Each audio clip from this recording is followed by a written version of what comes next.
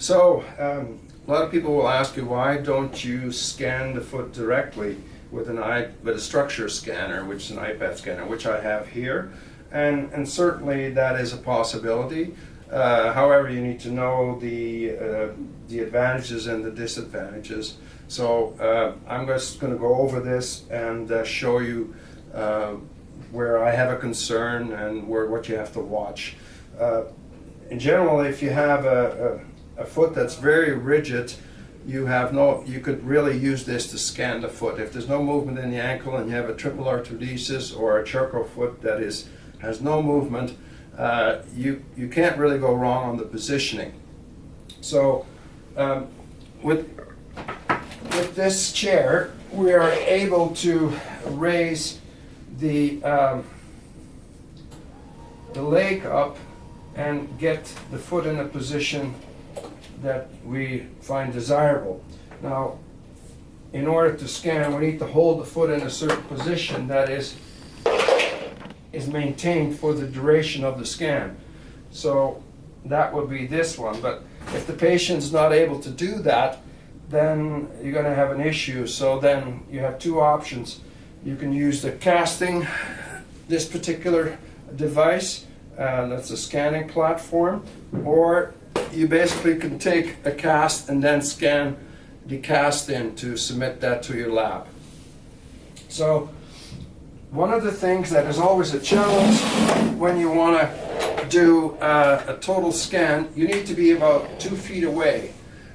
Your fitting room has to have the space for you to move around and to be able to do that.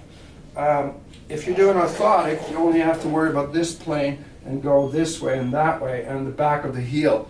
But for custom shoes, you need to get the whole back of the leg as well, which sometimes is the most challenging part. The reason why we have this chair, because it's a lot easier to get to those spots with the iPad scanner. Okay, so here's the iPad scanner. I'm not going to go into details how to use the scanner, but I'm going to start scanning this from this side.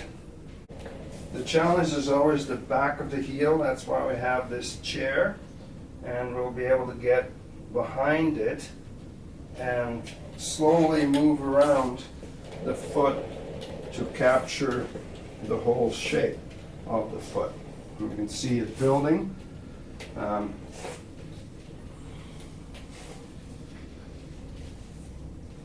And again, I'm going to make sure that we get the heel part in there. That looks okay. And now I'm going to make sure the top of the foot is captured. And it looks like we've got it. So here's the scan of the foot. You can see it turned out not too bad. And the trick is always the person to hold the foot in the right position, meaning keeping that heel height in consideration, and not every patient is able to do that. Alright, so the second option for direct foot scanning with an iPad scanner is using this scanning platform that one is able to purchase from TechMed. It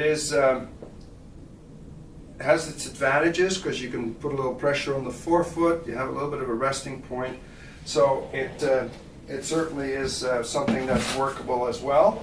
Again, you need to figure out who's the right candidate for this. Not everybody is a scanning candidate. Sometimes you're better off to actually take a cast. So we're going to scan this also. Here we go.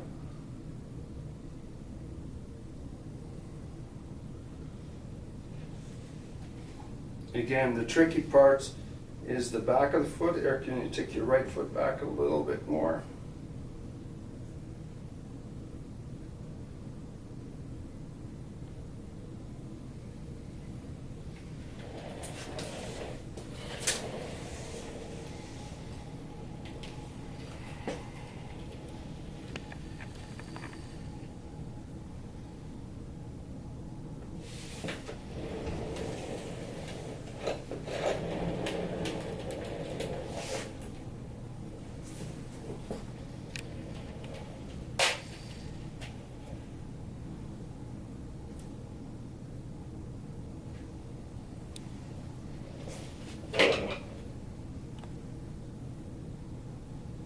Again, the back is the most difficult part.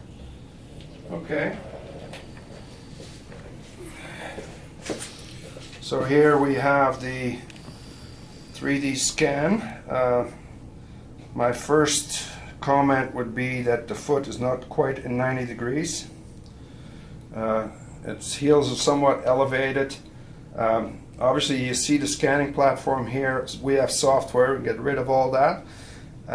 But there is some challenges with this as well to get the right leg position. And once we bring it up in our software, we'll show you why I have that concern, and it's something you need to pay attention to.